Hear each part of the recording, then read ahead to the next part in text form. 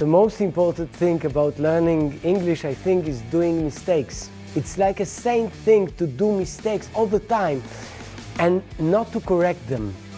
And when you are starting working with your mistakes and doing it all the time, you understand that you are in the flow. And when you are flowing, you are starting to get the idea that you are conscious and you are good and you are doing the right thing and you are saying the right thing, and you start to be more happy, and you can speak with everybody without judging yourself. My fear was to meet a football player and start to speak with him in English. If I'm going to host something like the Champions League, it will be no problem for me to speak with somebody English, because it's okay and it's live, you understand? So I can do it, I think.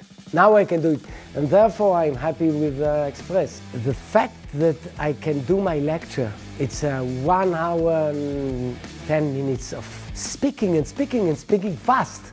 The way that I'm doing it today in English, it's amazing. The only thing is about the flow. When you are in a flow, it's okay.